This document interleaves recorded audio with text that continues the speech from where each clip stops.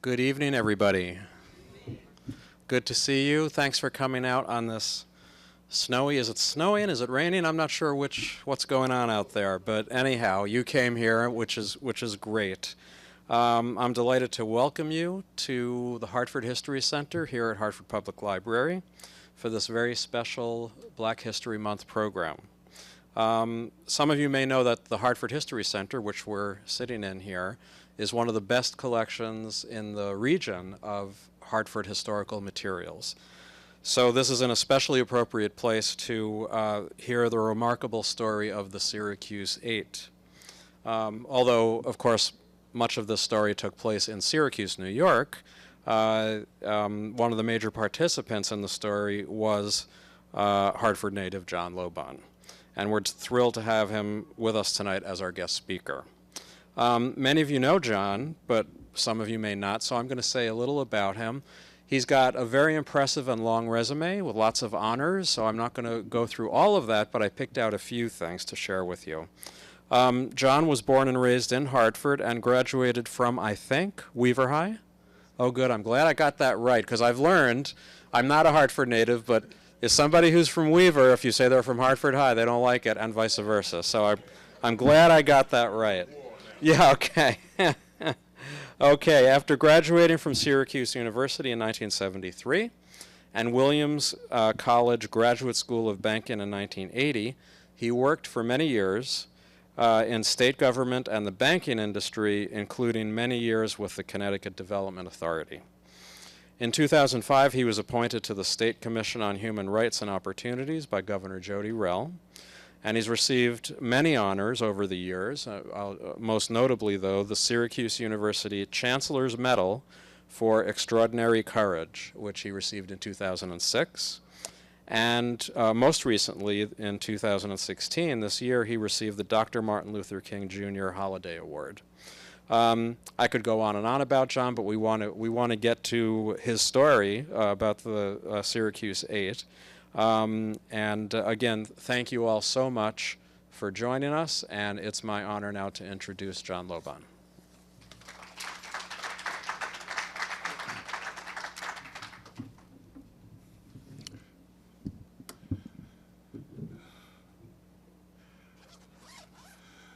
Thank you all, you diehards, for coming out this evening and braving this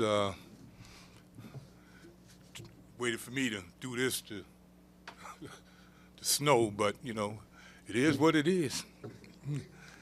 Let me say thank Richard and the Hartford Public Library for this opportunity to come before you. Let me begin by saying to God be the glory.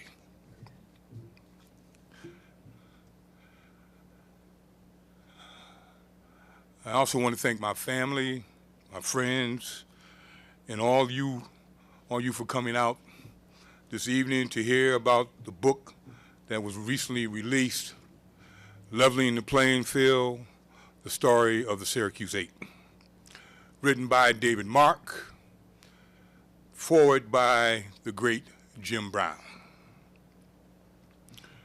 This book is a factual story of the football at Syracuse University going back as far as 1898. David did intense research writing this book that took several years, and the end product is awesome.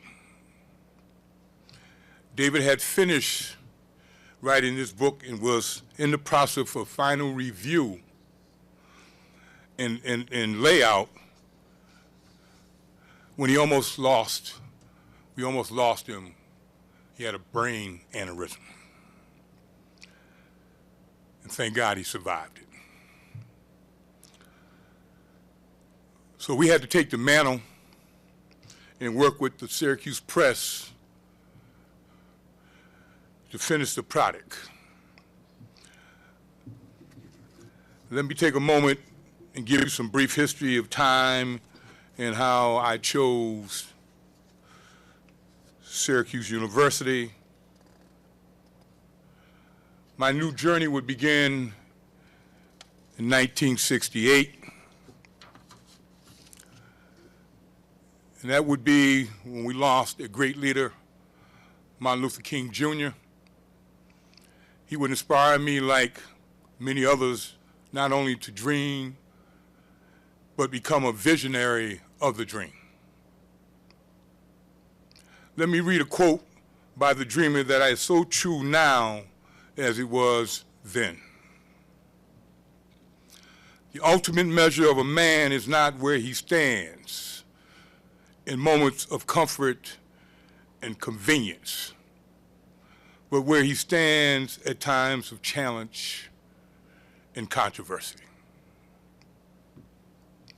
I would also like to comment about a great mentor, Walter Doc Hurley Sr., where I got the understanding that it was not about me, but we. I also got the understanding that God's plan was not for me to stand out, but stand up.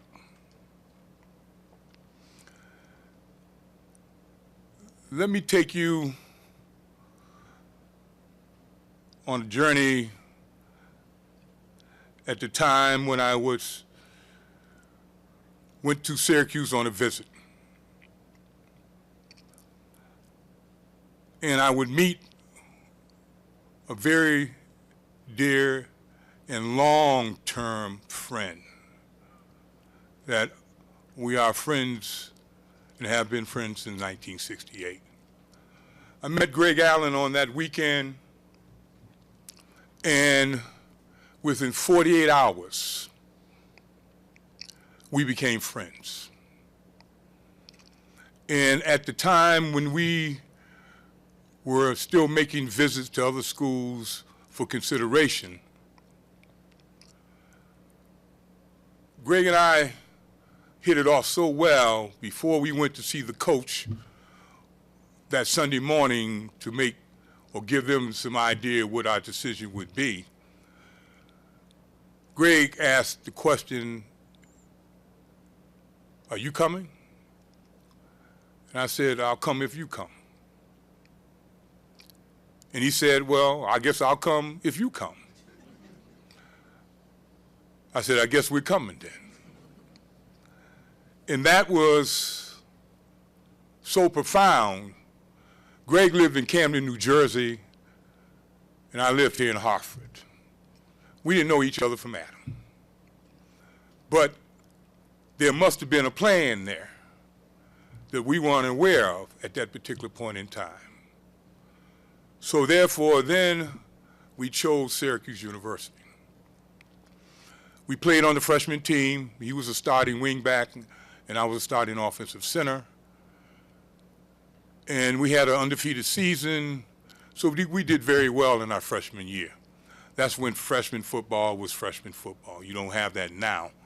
I think that's a tragedy, because I think a freshman should have an opportunity to get that schooling in first before he has to deal with that rigorous varsity program.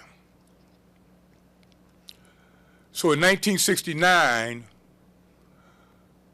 will lead into 1970. But in 1969,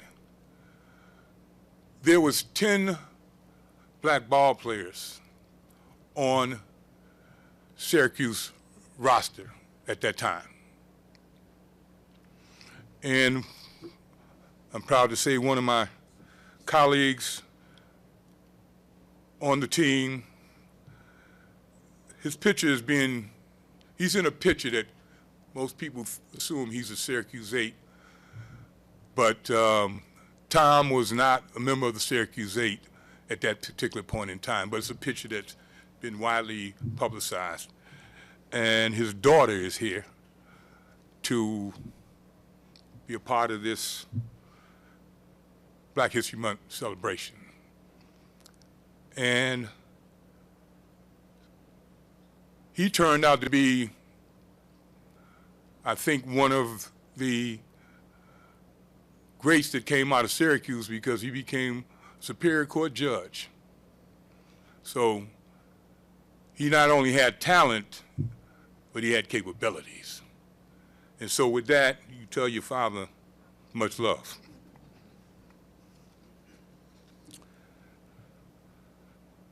1969, there were 5 black starters for Syracuse football. As the season went along, by the end of that season, we're all sitting on the bench. And with that, we just could not understand, how could this be? And so we came together as a group and tried to figure out, why is this happening? Well, leveling the playing field will give you an historical value of what transpired since 1898. The 10 black ball players on the Syracuse football team was the largest number in the history of the school at that point. At no given point in time was there any more than 4 black ball players on Syracuse roster. So you can see now it was looking like there was infiltration going on here by us bringing that number to 10. So when we realized that this was not about talent, but it was about something very strange here. There was an unwritten rule, and I can only say that, but those who know the system and been involved with it can verify it. That rule was called the TUFA rule. The TUFA rule was you would have no more than 2 blacks on the field or even on the basketball court at any given time. Jim Brown played basketball for Syracuse, lacrosse, track, football. Jim Brown was a basketball player that decided to quit when he recognized and realized that if he was to go in, he could only substitute for a black ball player. He felt that that was not fair, and he chose not to participate in basketball at that point in time. You hear about the greats at Syracuse, Ernie Davis, Floyd Little, Jim Brown, but there were a lot of other athletes that were there that stood out. But it's like you were standing alone as well. So we had that history, and we had an understanding of that history. But as I said, with that number being at 10, and then the number started to shrink when 5 of us were starting. Matter of fact, I was the first one to get benched. And then one after the other started to be benched as well. And in 1969 was a very interesting year because when we played the University of Wisconsin, they decided to play 3 black ball players at one time. They scored 6 touchdowns among them. And after that game, we were celebrating. As any time you win, you celebrate. But we came to realize that a comment was made that was very profound. And that comment was made to John Godbout. John Godbout was from Father Panic Village in Bridgeport, Connecticut, one of the worst housing projects in the country, let alone the state. And John Godbout was a talented athlete. I mean, very talented. And Ben Swartzwalder made a comment to him as we were celebrating. He said to John, "Don't be too happy, because it's a short walk from the parlor to the outhouse." And when we looked at John, when that statement was made, you saw all the oxygen leave his body. Because that comment was referred to him because he also stated, "You're just like Jim Brown." Most people think that Jim Brown had a fantastic relationship with Ben Swartzweiler, which was not true. Matter of fact, Jim Brown assumed that he was there on scholarship and did not know that two physicians, Jim lived on Long Island, that two physicians were paying his tuition, but he assumed that he was under scholarship.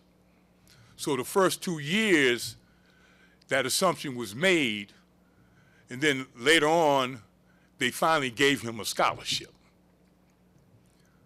But Jim was probably a better lacrosse player. He always believed he was better at lacrosse than he was at football. And he believed that if there was professional lacrosse, he would have played professional lacrosse. That's why he loved the game that much. So if Jim Brown was getting treated that way, what did that mean for the rest of us? Because Jim Brown is an NFL Hall of Famer, a college Hall of Famer, lacrosse Hall of Famer. I mean, one of the greatest people I've had the opportunity to know, and one of the reasons why I went to Syracuse. As he was playing for the Cleveland Browns, now I would have an opportunity to go to the same school he attended. I was in my glory at that point in time. So as we journeyed into the 1970 season, we just felt that a change had to be made. So 46 years ago, my spirit would be tested as a member of the Syracuse 8. We would boycott spring football practice because of institutional racism in the athletic department. This would require courage and sacrifice then and throughout my life's journey. I was just talking to one of my ex-teammates at Weaver, and as he could not understand, neither could I. Weaver High was a very diverse school. I had white and black teammates, and we were teammates. We covered each other on and off the field. We celebrated with each other on and off the field. So when I went into Syracuse, this was a new environment that I was not really prepared for, because I just couldn't believe that when you're in a football environment, you're in a team environment. Well, that was not necessarily so at Syracuse University. So when we chose to boycott, we submitted to the administration 4 demands. Of the 4 demands, it was academic support for student athletes, optical medical care for injured players, assignment of team positions based on merit, and a racially integrated coaching staff. That last request would become the most controversial of them all. The top 3 are standard operating procedures in collegiate athletics now: academic support, medical treatment, as well as fairness based on merit. And for that stand, we would be defined as militants, troublemakers, malcontents, and other things I cannot say, because it would not be worthy to come out of my mouth. We would be dismissed from the team for the upcoming season because of the fact that we stood our ground. The chancellor would establish a committee to investigate our claims, and they submitted a report with the following statement. It's probably about a 45-page report that was done with a 13-member committee, and this is a part of the conclusion that they made. The committee concludes that racism in the Syracuse University Athletic Department is real, chronic, largely unintentional. I have yet to figure that one out. And sustained and complicated unwittingly by the modes of behavior common in American athletics standing at Syracuse University.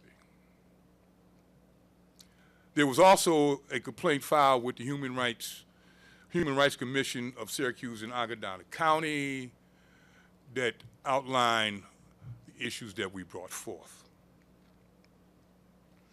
In that report, as well as the committee report, it was determined that all parties contribute to the issue and the outcome. We were requested to sign a document for reinstatement under the Code of Syracuse Athletics. We asked a very simple question. Would all the players have to sign this document? Because there was a stir in the air that if we were accepted back, the white ball players said they would walk. So now we're in a quandary. So we just said, no, if they're not going to sign it, we're not going to sign it. So what actually happened was what we felt if we did, we would go back into the same behavior that we boycotted for. There was no changes. We just had to suck it up and accept that maybe we were wrong, which we didn't believe, but we would have to go back into an environment that became hostile. I mean, very hostile, to the point that there were riots in Syracuse at football games. We were, as I indicated to you, some of those words that I cannot speak today, nor will I ever say, by the community at large. So we were on an island where we stood and felt we stood alone. So we had to stand back to back to make sure we had cover. Because wherever we went, the stares and the looks were like a knife. So we had to protect ourselves. And what it did is made us stronger because it made us unify ourselves as one. And the choices that we made when we decided to boycott, we all made that choice individually. And this is where things started to unravel in relationship to the old cliche, divide and conquer. Well, there were 10 ball players on Syracuse football at the time of the boycott. 2 of the players decided they wanted to go back. And we said, That's your choice. That is your individual choice.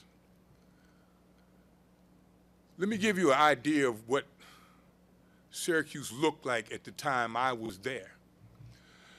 Syracuse was started by a Methodist minister and established in 1870.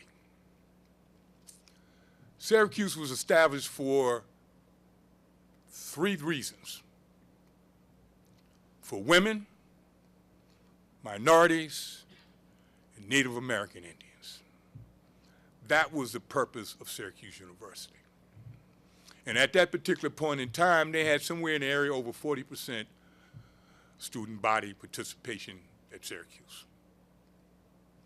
When I arrived at Syracuse University in 1968, the minority student population was less than 1% of nearly 10,000 students. Our numbers were in the area somewhere like 200, 250 at the most. So trying to understand that the school was established for a reason, but that reason was no longer in place. So you can see the hill that we was getting ready to climb. Part of our trying to be a part of the environment, we had to develop our own social environments themselves. Whereas we had the university establish for us a cultural center, which eventually turned into the African American Studies at Syracuse University, which was established the year we boycotted. And then we had a Black Student Union because we just didn't have any places that we could gather and communicate and socialize. And as part of our cultural center, we established a church. And that church is where we made our decisions. That Sunday morning, we individually got up and stated what we were going to do. And my decision was I was going to continue with the boycott so no one else would have to go through with this. The other 7 ball players were all in agreement, so we were unified as 8, but with 2 going back that felt that there was be a great divide. The 2 that went back, we have been and continue to be friends from that day. Because, as I indicated, it was an individual's choice. And we were not going to degrade them or talk negatively about them because the mere fact is it was their choice. And we did not lose faith in them as they did not in us, because it's eventually one of the players, Ron Page, we understood why he had to return. Ron only lived about 90 miles from Syracuse in Schenectady. And his father wasn't too keen on him participating. And so we understood that. Ron, you do what you have to do. So with that, we closed ranks and we became one. And with that, we also decided that we had to be strong because they did try to make some moves to divide us. My roommate, Greg Allen, was given an invitation back to play for the team. Greg was an awesome running back, as well as he ran track as well. But Greg understood what was being tempted there. And he made the comment, if we're not all coming back, then I can't come back as well. So Greg stayed out with us. So now the fight begins. And the fight began with, are we going to stay strong and stand our ground? Yes, we would. And I'd like to say to you that this book has given us a voice. For so many years, I could tell the story, but I couldn't give you anything. And it would take not only of 20 minutes, it might take a week for me to tell you the entire story. So time was of the essence, and the conversation, and I would say a good portion of you in here know the story, because you've heard it for about 45 years. My dear wife lived it and was supportive of what we did.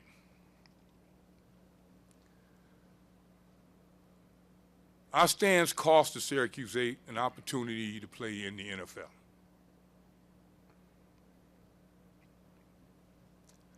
And that is because, and then the reason being, the term that was used, we were blackballed by the NFL. Because as I indicated, what we would define as militants and troublemakers, and you know, I would love to compare myself then to now. We didn't do anything out the ordinary, but stand up and to be real in what we believed in. You can do anything in the NFL now, I guess, and get away with it.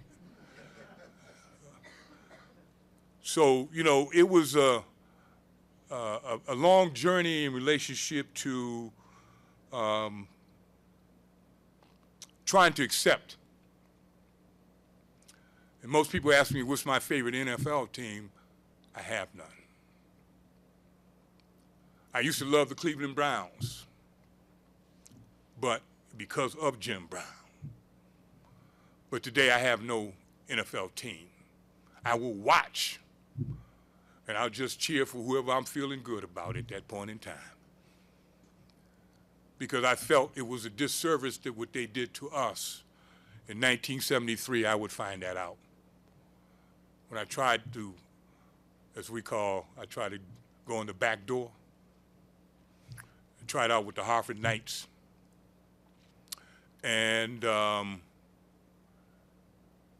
coach told me, he says, John, somebody you know is coming into town tomorrow. And I think I want to talk to both of you. And I'm trying to figure out who is coming into town that I know to the Hartford Knights. The next day would be my best friend, Greg Allen. He tried to go into professional football in the Canadian Football League. And Greg was there, and they told him he had speed, he had good hands. I mean, Greg was a talented, matter of fact, he still holds today the punt return record at Syracuse University in one game against Penn State. That record still stands. And Greg was told that he should be able to have a slot on the team. But so happened that he saw one of our prior coaches in Canada. And I'm not going to tell the name, but when he saw him, the next day Greg was cut.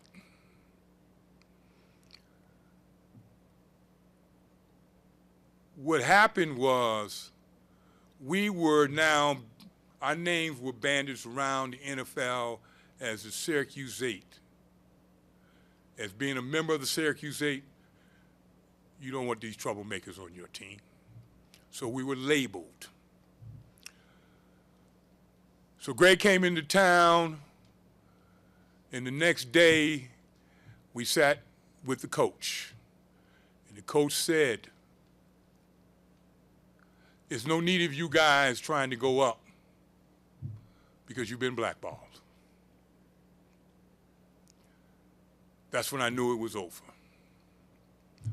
And I decided to move on with my life.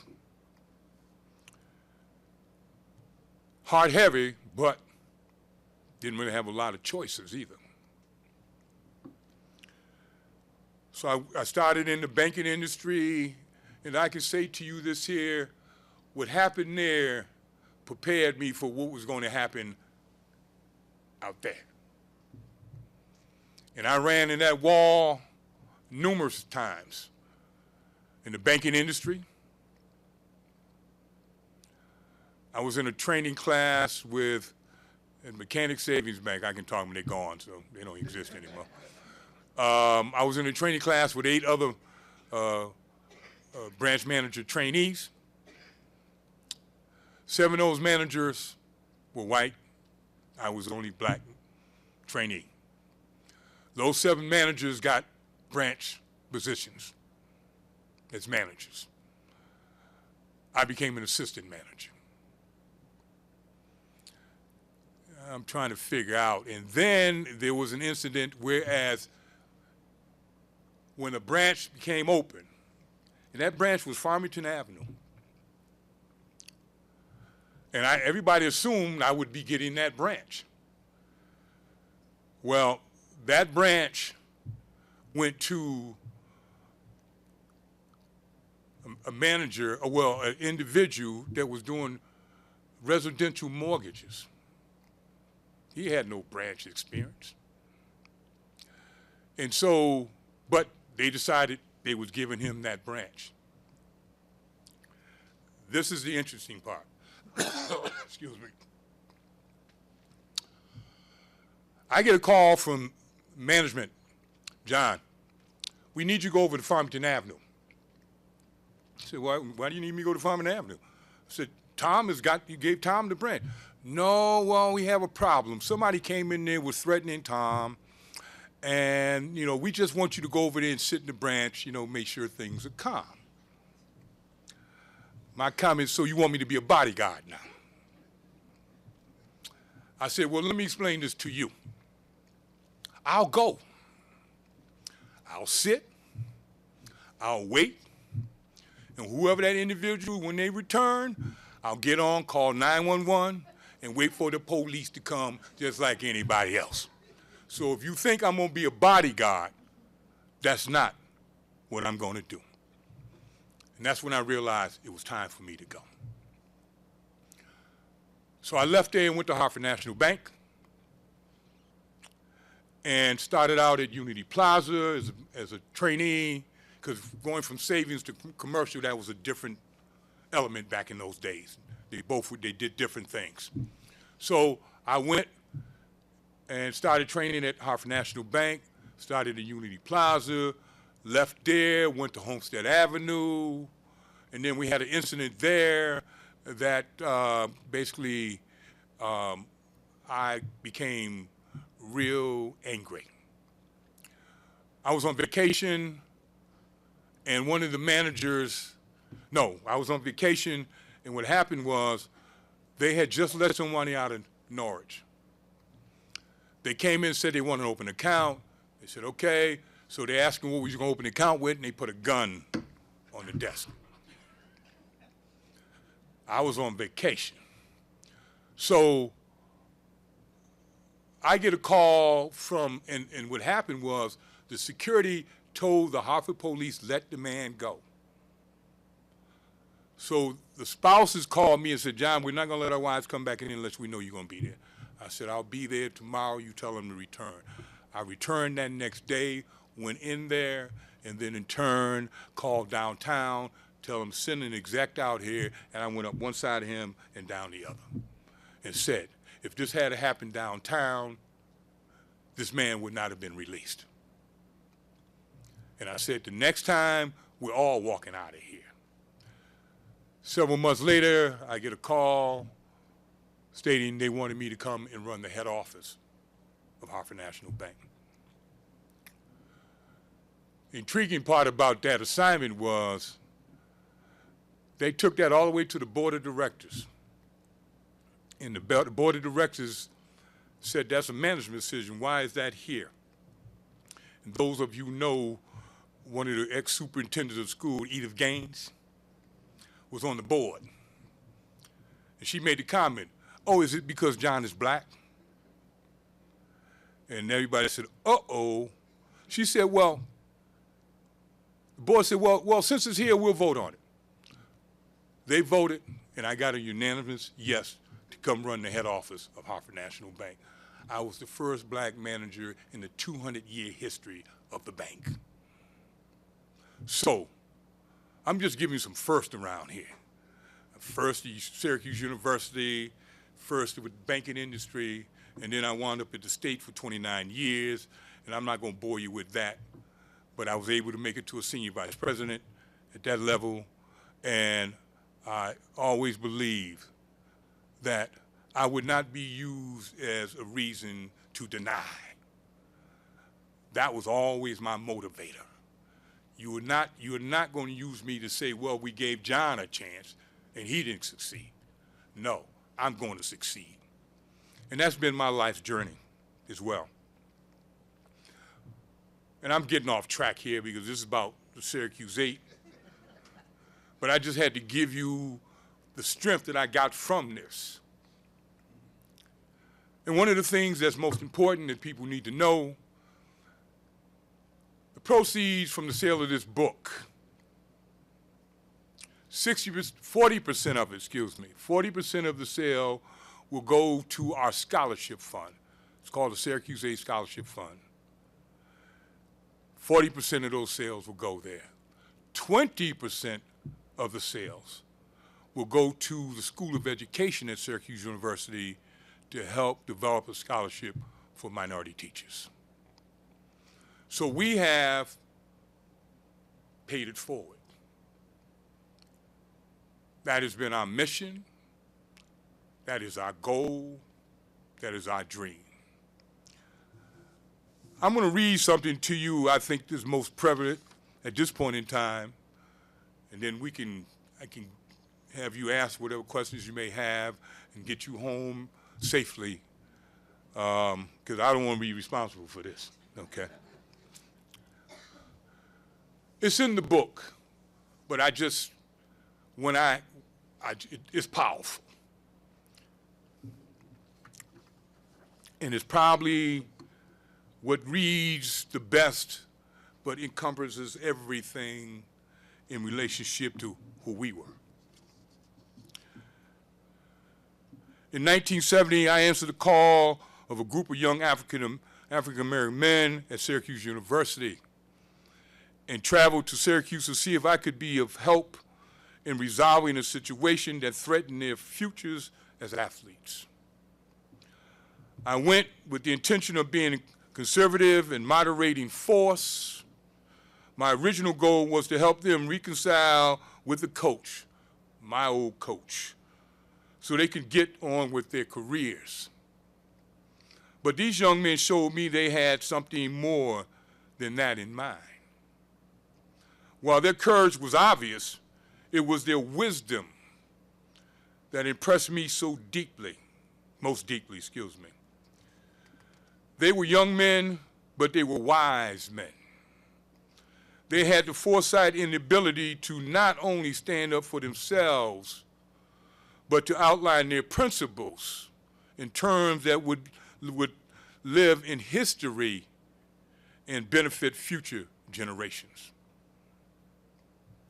How bright can young men be? Just have a look at their resumes today, and you will see academic accomplishments and graduate degrees and career achievements that demonstrate that the men who became known as the Syracuse 8 had a far more realistic grasp of who they were and what they were capable of doing. than those who ignored and reviled or opposed them. I think Syracuse 8, and I cannot help but also think of the young men who are now making millions of dollars in sports and in their historics, in their endless exhibition of individuality, displaying so little sense of part of any community. The Syracuse 8 took an action and a risk on behalf of themselves in a way that was designed to benefit others. Did they succeed?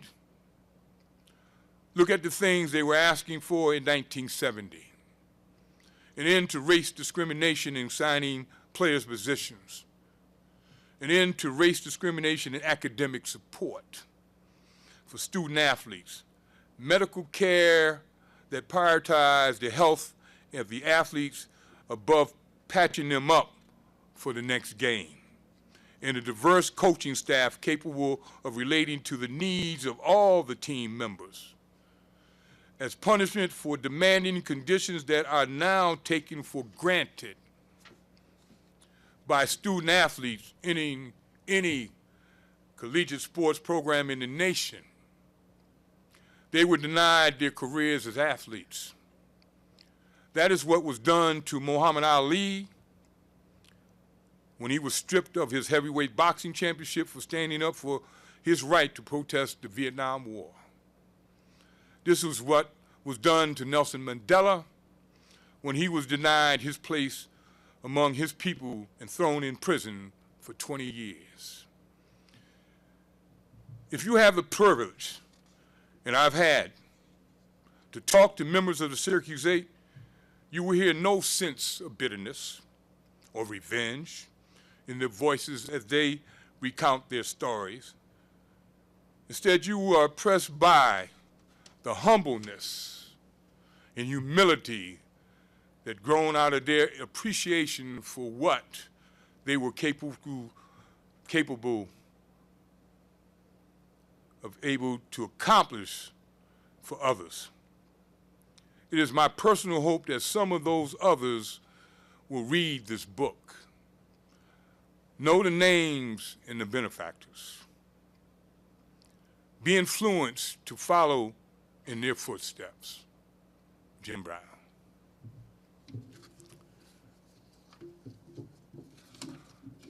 So I would like to end with that and thank you for braving this day. Means a lot to me. I'm humbled. Very humble.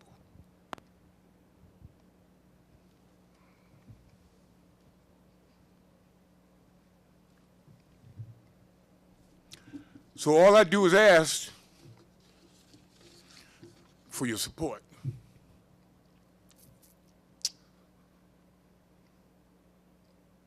It's been a long road. 46 years of pain.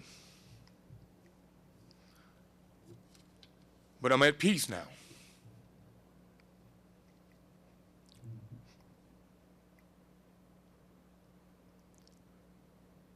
And I look forward to continue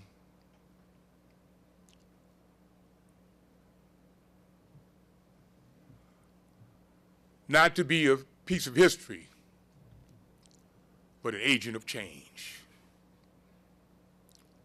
So once again, thank you for hearing my story and the other members of the Syracuse 8, because it is, and I do feel like I am somebody. So thank you.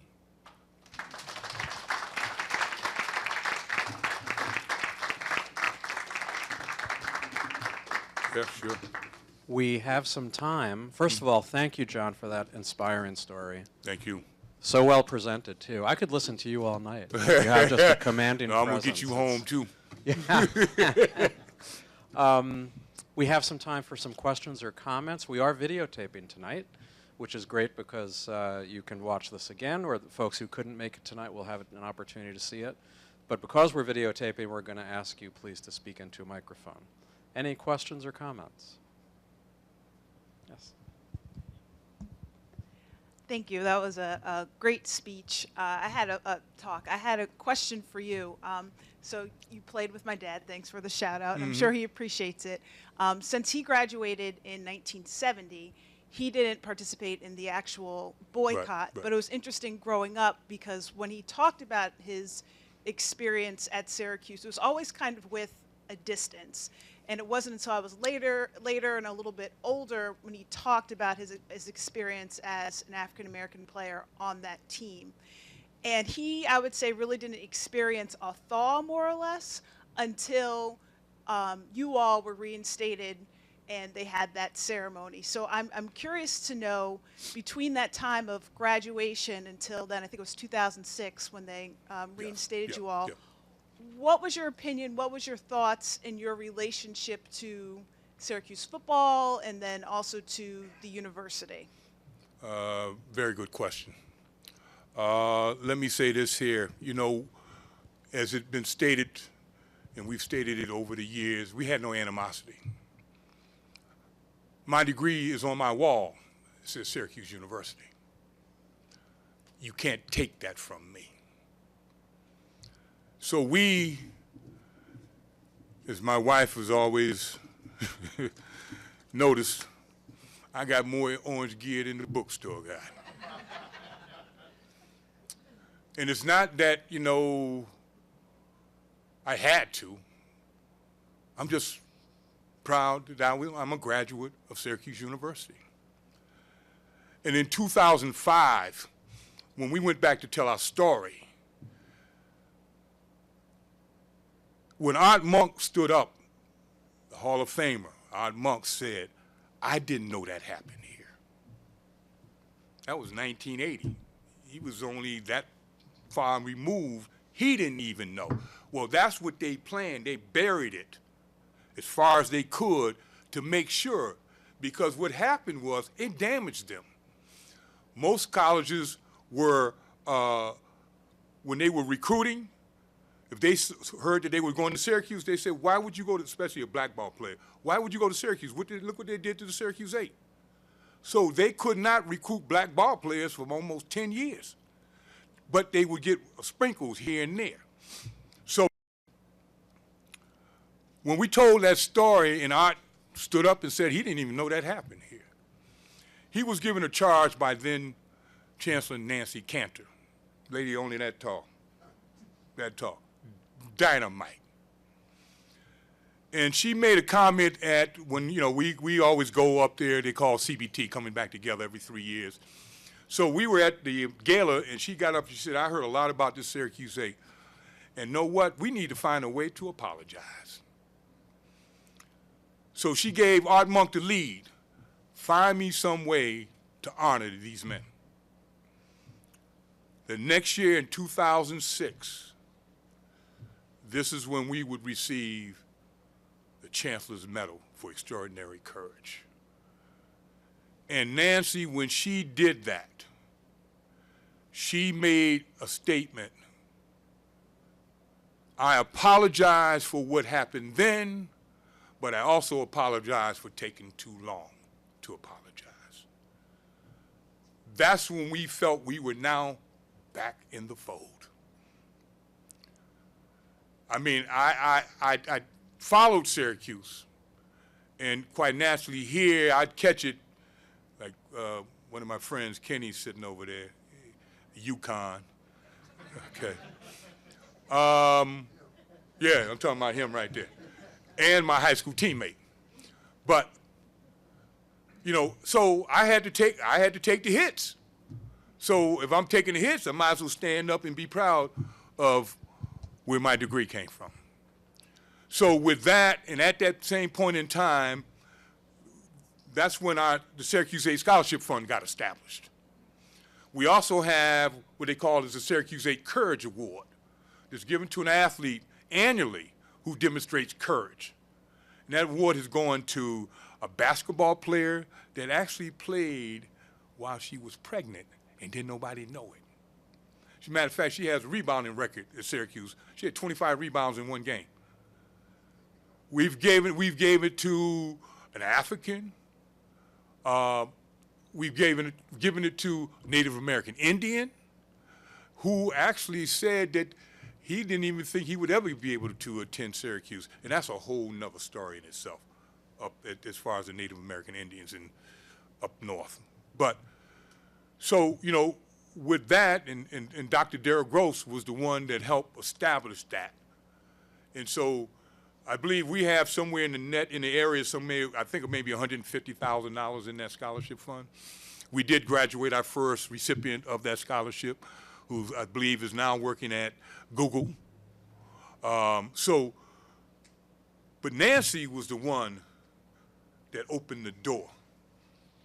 And prior to that, actually, I mean, right after that as well, I became a letter winner of distinction at Syracuse University, which is real rare. Matter of fact, I beat Art Monk into that, and I found that very strange. He wasn't even a letter winner of distinction until further out than I was. And I remember the call I got, because it was one of my old teammates said, "John, we're going to recommend you for the letter winner of distinction." I said, "Fine," you know, but I knew people had to vote on it. So he said, "Well, maybe, you know, we get you in next year." I said, "Fine. You know, if it happens, it happens. If not, I'm not going to lose any sleep over it either." He called me back in a week and says, "You're going in this year." I said, "I am." He said, "Yeah, we decided to put you in this year." Well, I think somebody has something to do with that. I think Nancy Cantor has something to do with that. And so I went in as a letter winner of distinction. So I am a part of them now. And 2 years later, I dragged my buddy Greg along. He's now also a letter winner of distinction, excuse me. And so we have history there now. And then with this new chancellor, we thought once Nancy left, once again, we're going to get kicked to the curb. To our shock and amazement, this new chancellor, and I think fortunately, we did do a book signing at Syracuse on campus. And this chancellor attended that book signing. But he also had read the book. And I'm telling you, you read the book, it's factual. David Mark could probably be a private eye, because what he found out and the things he discovered was, I mean, he would call us when he found something that we probably, and most people probably didn't consider, and say, "Check what I just found out." And one of the things that it was probably so relevant that nobody knew about, but became, and you'll find this in the book. I don't want to keep telling you certain things, but I have to tell you this. David investigated and went and turned and said to them, "John," and the Syracuse 8, "you know what your training room doctor was?" He says, "Well, most people would think an orthopedic. That's normally, you know, fixing bones and orthopedic. Our training doctor, Dr. Pilo, let me just say Pilo because I didn't think he was a doctor, was a gynecologist."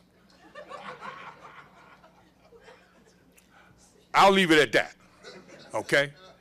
But these are the things that you will find in this book that's so intriguing. A close friend of mine says, "You know, this reads like a mystery because of the stories that's in there." You'll see one of our ex-athletes, Singh, was actually a Tuskegee Airman. He got killed in training. But he played back in the day where they tried to camouflage him as an Indian, because you couldn't take black ball players to certain universities. So they was trying to camouflage that as well. Very interesting read. So, yeah, we have excuse me, we have been brought back into the fold. New chancellor has said to us, we have a display case in the university in the Carrier Dome. And we still have a lot of haters up there too. I mean, a lot of haters who's been trying to, matter of fact, they even try to stop this book from being printed. So we have a display case, and in that display case, it's very simple. It has a banner, what we did and stuff. The chancellor made a statement to my buddy Greg. He says, let me say this to you guys. That display case in the Carrier Dome, because they're getting ready to remodel it, he says, what we're going to do, we're going to have a designer come in and design your case, but we want that case to be representative at the level of a Jim Brown, Ernie Davis, or Floyd Little, because you are a part of Syracuse history, and we're going to elevate you to that level. We can't get no higher than that. So for how we, I believe, acted on the way, on the entire journey, is not being negative or condescending. We were men, and we stood for what we believed in. And that's all we ask of anybody. And the whole other piece was this. All we wanted was respect. Everybody looks for that. That's not uncommon. And I don't think that's going over the edge. So now we're getting even more respect for what we believed in. I hope that answered your question.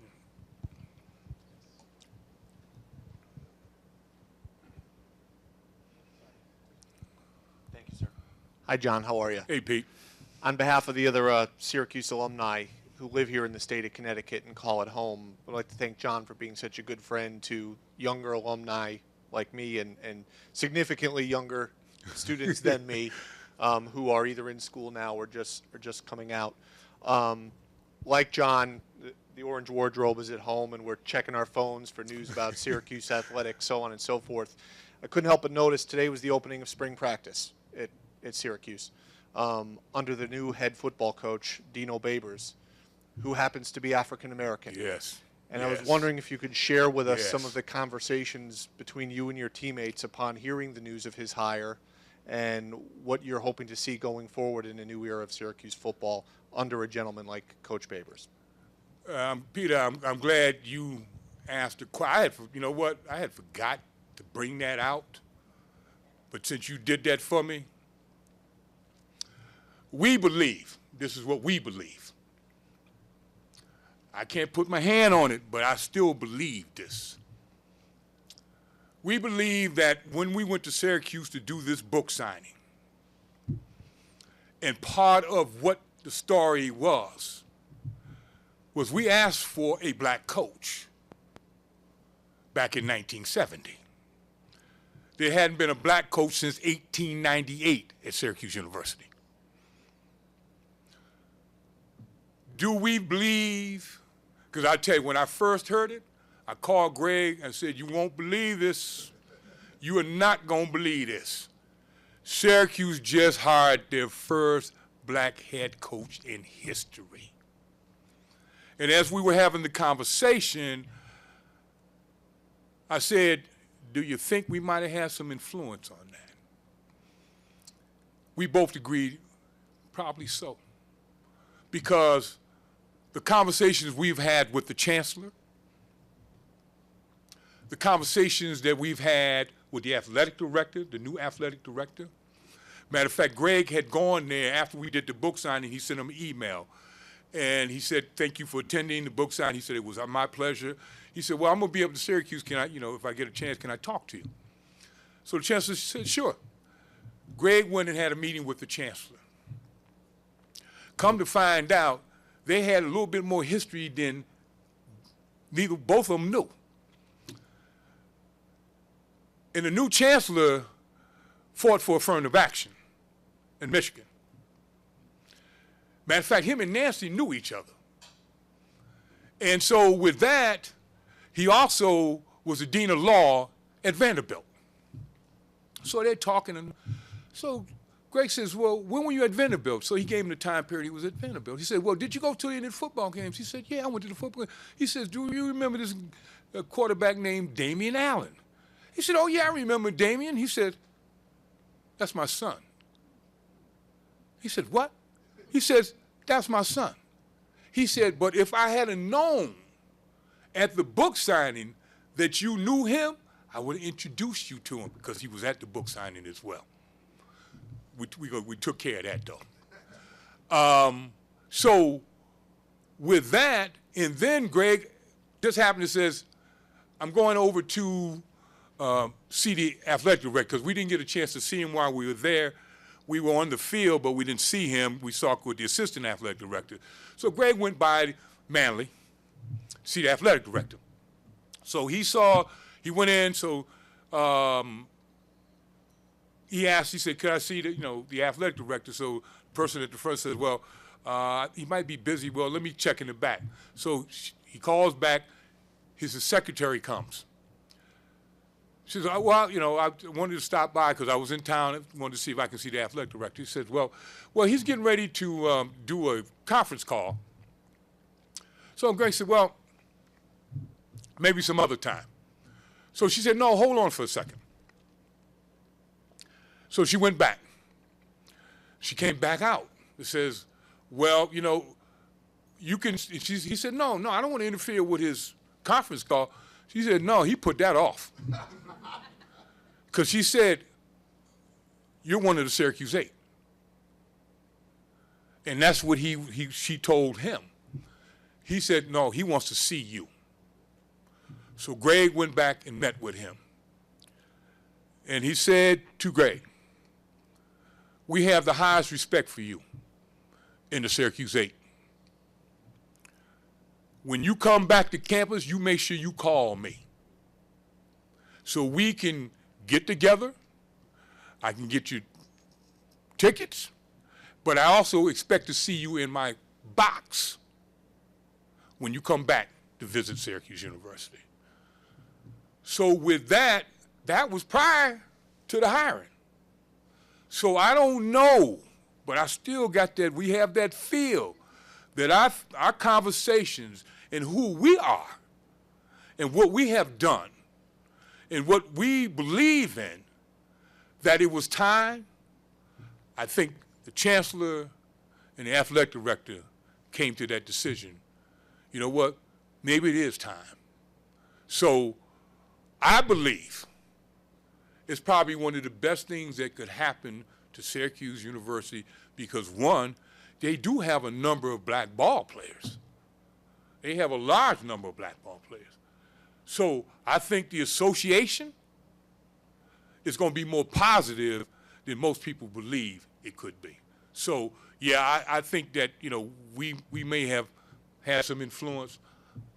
I'm not going to say for sure, but I do sleep well at night knowing that, it finally happened after over 125 years that we now can say maybe we were a part of history and changing history, So I thank you for that, Peter, bringing that up. Yes, John. Yo, uh-oh. If I'm not mistaken, Syracuse has a black women basketball coach. Yes. Yes. Yes. That's Coach number Q. one. Huh? Coach Q. We Right. call him Q. Yes. And number two, there's a girl from Capital Prep in Hartford. She's been going Oh, yeah, I know. to Syracuse. Oh, yeah. I got some couple more I'm trying to sneak up in there, too. Okay. We try to do some recruiting, believe me. Okay. Yeah. Now, how much is the book? If you go to our website, which is Syracuse8.com, and it'll connect you to Amazon, and it'll charge you $23.95. Isn't there a book signing this Saturday? Yes, it is. Well, I guess I don't have to go to Amazon. No, I don't have any on me today. Yeah, Where- we do. I do. Let me just say, yeah, we do have a book signing. I hope you don't mind. No, go ahead. We do have a book signing on this Saturday from 2 to 5 at Passengers Gallery at 509 Farmington Avenue. I will also be having a book signing. Eileen has set up a book signing at Barnes & Noble. I just have to get her a date in April. That's another Syracuse alumni club member who has worked diligently to have a book signing for me. And I'll tell you, that Syracuse Connect works very well because the manager of the Barnes & Noble in West Hartford is a Syracuse grad. So we're working on that. So like I said, we network, we work together, and so with that, I'm blessed to have friends in the alumni club that we look out for each other, and so that is, I'm blessed because of that as well. So yep, Saturday at 2 to 5 on Farmington Avenue, 509 Passenger Gallery is a book signing there. And then we'll have in April, we'll be posting it, and I'll be posting it on Facebook as well as we'll be doing it on the Alumni Club site as well. So, yeah, and so if you want to get it, you can go, Amazon gets it to me. My understanding, almost a day or 2 days later, you can have that book in your hand. 2 days you can have the book in your hand. So, because if you come to the book signing without one and want one, I'm charging you $30.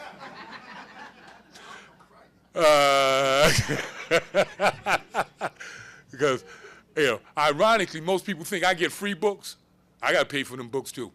So I did order some for the book signing. So I'm just trying to get my little postage back out of that, because this kind of book's kind of a little heavy. And I should mention that we have a couple of copies of the book here at the Hartford Public Library. So if you would like to charge one out, you can do that. All right. We have another question or comment here. Yeah. John, great talk tonight. Thank you, John. My question is, where did you get the strength to go through this? Where do you feel that the strength came to give you what you needed to get through this, and also perhaps your other colleagues as well? I will say this to you, Tom, and Ron.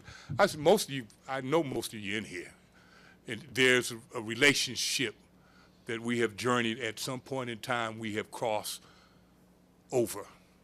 Tom and I met back in 1968. I will tell you where the strength came from. My mother. That was my rock. I was raised by a single parent. I have a twin brother. We're not identical, and I have an older sister. Unfortunately, my mother passed, and my brother's passed. I was raised in Bellevue Square. Most people look at that as bricks and mortar. We looked at it as a village. And we all felt we were important and could be important. There's a lot of elders and ancestors that have come out of that. Too many I can name them all day long. But I was a mama's boy. And I'm not ashamed to say that. But she was only 7th grade educated from Alabama. But she had a PhD in life. And the story, whereas I've developed my strength, Kenny can verify this. Weaver High was awesome. We played ball together. As I said, we celebrate together. It was a very diverse school. This is the old Weaver. I'm not talking about the new Weaver. This is the old Weaver on Ridgefield Street. Because everybody had confidence in each other and believed in each other, I thought that was common. I thought that's what was out here. Until I got to Syracuse University and found out it wasn't that common. So when the boycotts happened, and I was one of the first in my family to attend college. So once again, failure was not going to be the option. But it got to a point where it was getting a little stressful because we were being attacked. So I called my mother And all you women, you're wise, very wise. And that's what I love about you. I said, Ma, I don't know how much more of this I can take because these people up here are crazy. She simply said, then come home. And then my uncle showed up, which was her baby brother. He said, your uncle's here, won't you speak to him? I said, well, okay. So I talked to him. He said, look, I'll be up there tomorrow to pick you up. I didn't have a car. I just, I couldn't rub two nickels together. So I hung the phone up. 5 minutes later, I called back and said, I'm not coming. It was my junior year. And if I give it up now, I'll never get it. So I said, no, I'm not coming home. I'm going to fight this. So where did I get the strength from? My early childhood development, but I got it from the person that meant the most to me, my mother. She had my back. With having my back, nobody could touch me at that point in time. So living in Hartford was I would tell you, was a blessing because there was others around me that showed me the strength as well. And I remember one teacher told me, Curtis Mans,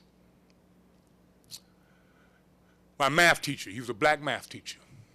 Curtis Mann told me in class, he said, you can be anything you want to be. I said, teacher, he said, John, you can be anything you want to be. And I said, okay. I took that and ran with it. So I had mentors and role models around me propping me up and making me feel as though I could accomplish anything. And so with that, that's where it came from now. It was a little bit here, a little bit there, but it was constant. And I always loved to sit and listen to the elders tell the stories. Then I would feel their stories. I would put myself in the story and said that, we're better than this. We deserve more than this. And so with that, I felt I needed to make sure that I opened the door and kept the door open. That's why one of the reasons I went to Syracuse. Because Martin Luther King said, we got to go places we haven't been. And we got to create opportunities that we have never had. I felt I was creating the door that would open and the opportunities that come from behind. So, yeah, it was a life of development and respect and caring people throughout the entire neighborhood. That's one thing I loved about Belvoir Square. You could do one thing on one side. Before I got home, my mother knew about it. The drums beat very loud. And so, yeah, it was a combination of my environment.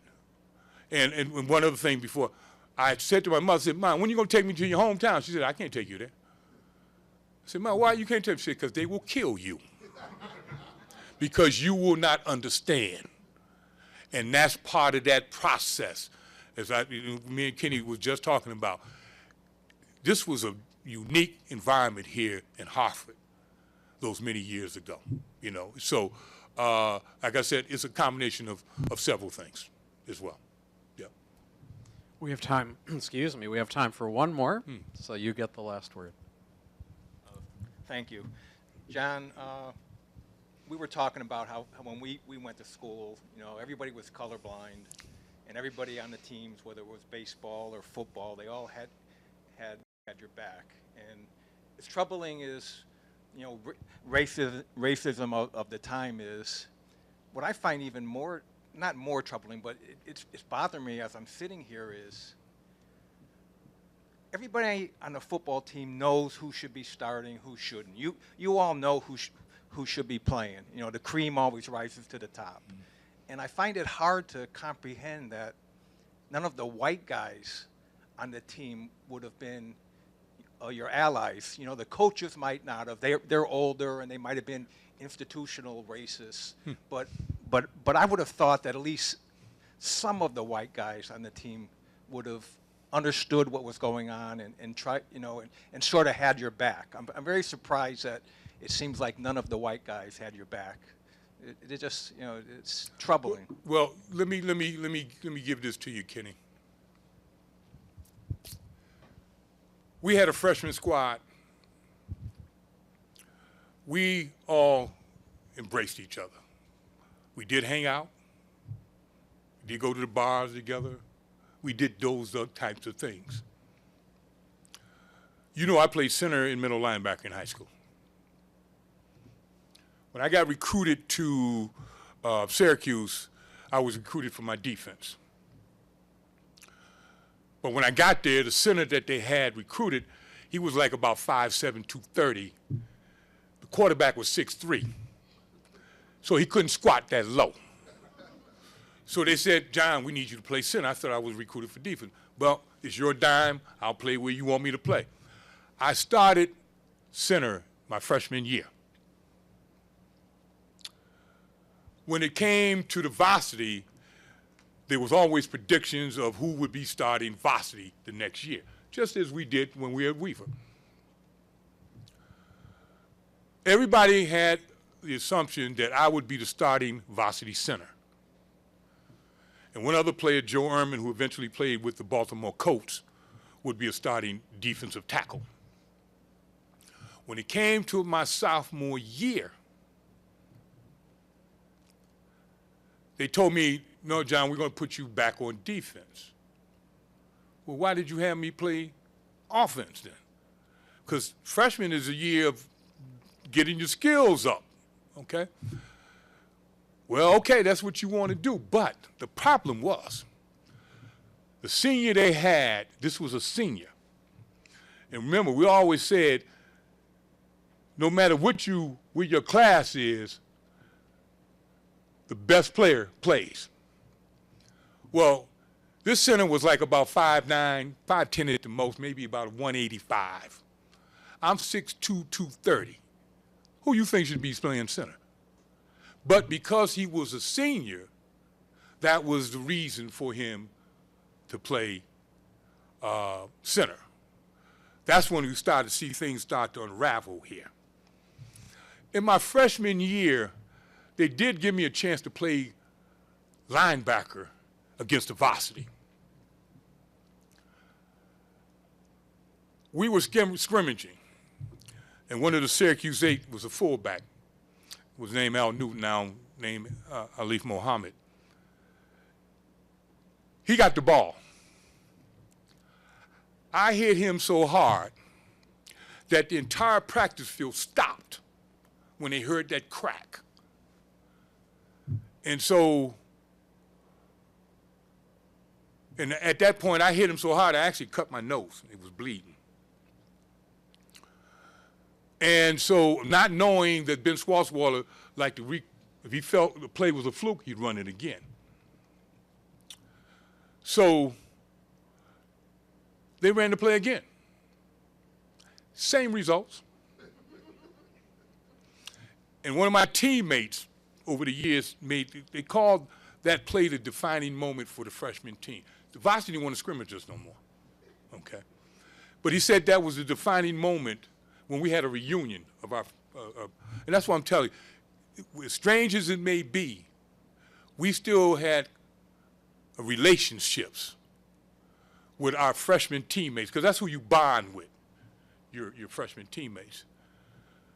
And so, with that, we had no animosity because we knew it wasn't them. They followed. They didn't become leaders. They were followers. And the major person who led the revolt against us was Joe Ehrman, who played with the Baltimore Colts. I met Joe back several years ago when Indianapolis won the Super Bowl. And I had met this lady who said, did I know Joe? I said, yeah, I know Joe Ehrman. She said, well, can I put you two together? I said, sure, I'll talk to Joe, but I think you want to talk to him first. So she said, okay. So she arranges, and Joe said to her, yeah, I'd like to see John. But the day we were going to meet, we both had an event to do. Come to find out, we going to the same event. It was at the Capitol to honor, no, it was to, from Bloomfield, Dwight Freeney. It was honoring him before the Super Bowl. Remember, Joe played with the Colts. So he was at that function, I was, and so I was with a friend of mine. I said, watch this. So Joe was talking, this pen right here. So all of a sudden, Joe picked it up and he said, John Lobon. I said, Joe Ehrman. And he pointed, he said, you know, that's bothered me my entire life. I said, Joe, we were young. I was only 20 years old when we did this. And he was as well. I said, we were young. I said, even though we maybe were on different sides of the street, I said, but isn't it strange we both wound up on Main Street? He said, never thought about it like that. I said, you think about it like that. Joe Ehrman became a minister. And he said, that's why he became a minister. He said, because he realized that Ben Swartzwalder used him to do what he did, but he now understands that he was used. Several years ago, Joe Ehrman got what they call the highest alumni award you can get as an alumni. It's below the Chancellor's Medal, but it's the highest alumni award you can get. A friend of mine called me and said, John, you should have been here. I said, well, what's up, Larry? He said, you should have heard Joe Ehrman's speech. Joe Ehrman accepted the medal, the award, on behalf of Syracuse 8. Said the whole room stood up. So we may make some errors on the journey, but if you true, because I would say truth is light, once you see it, now you can understand. And now we got our compliments from Joe in relationship to our book. He's supportive of us. Matter of fact, it's ironic that a number of the white ball players they hate Joe now. Okay? Because he's with the truth. So what I'm saying to you, but being truthful and being honest and believing who you are, it'll come around. So even though we were wronged by the environment that we were not used to, it didn't push us to the side of hate. It just made us more aware that, you know, and that's why I make the comment, it wasn't about me, it's about we. And that's no matter what you look like. If you're going to respect me, I am going to respect you. And that's all anybody asks for. But that was the toughest part, because now we were estranged. And the other piece was the boycott in 1970, 5 of the guys were in their senior year. They lost that year. Me and Greg were juniors. You know, I had to go back and play football. And I had to suck it up. And the reason being, because that's what my scholarship was. The dean of men asked me, he says, well, John, are you hurt? I said, well, I ain't played football in a year and a half. Why would I be hurt? Well, you know what you're here on? I said, yeah, I'm here on a scholarship. Oh, I said, oh, no. I got to play football? He says, yeah, and they're waiting for you right now. I went back on the team, but it was mid-season because I had some incompletes I had to clean up. So it was mid-season that I went and returned.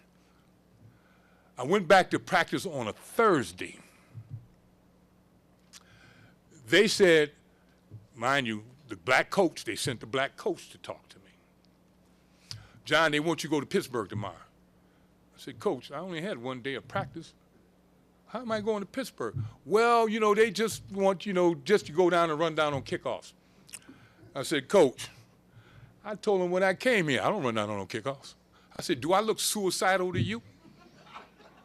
I don't need to play that bad. I'll sit on the bench before I run down on a kickoff. So he went back and told them. They came back and said, you know what?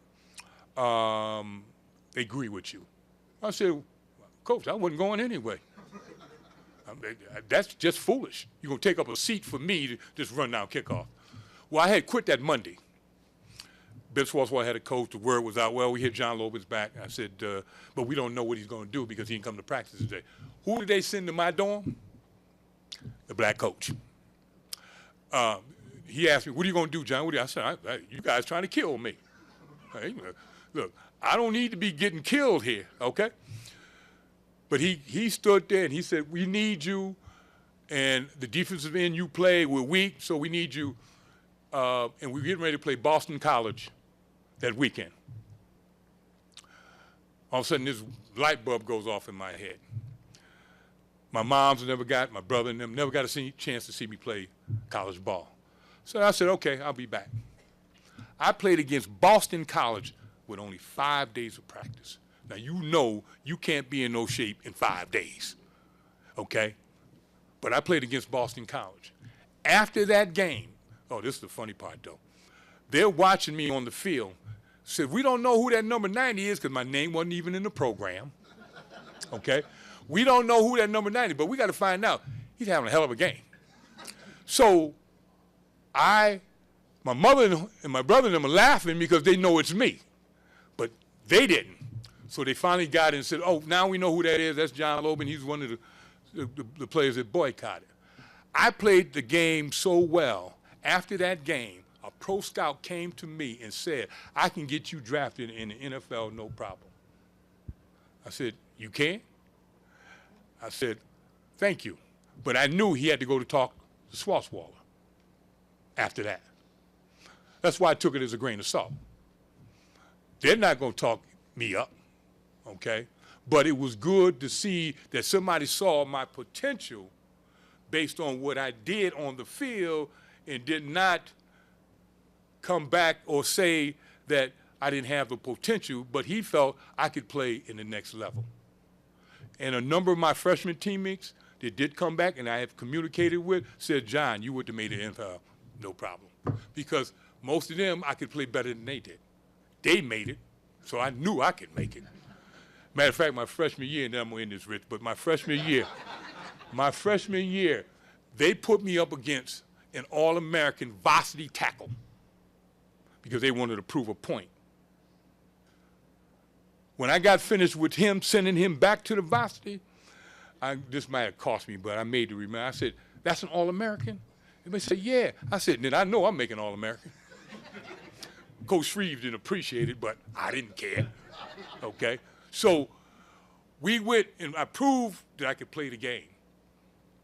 And I didn't go to the next level, not because of my ability, but because of politics. But you know what? I think God had a plan, and I'm blessed because I still got my brain intact, all my faculties, no broken bones. I can walk, I can talk. So it wasn't meant for me, maybe, because what I did with this is probably more important than what I would have done in the NFL for sure. Thank you for that question, Kenny. Thank you, John. Thank you, Rick.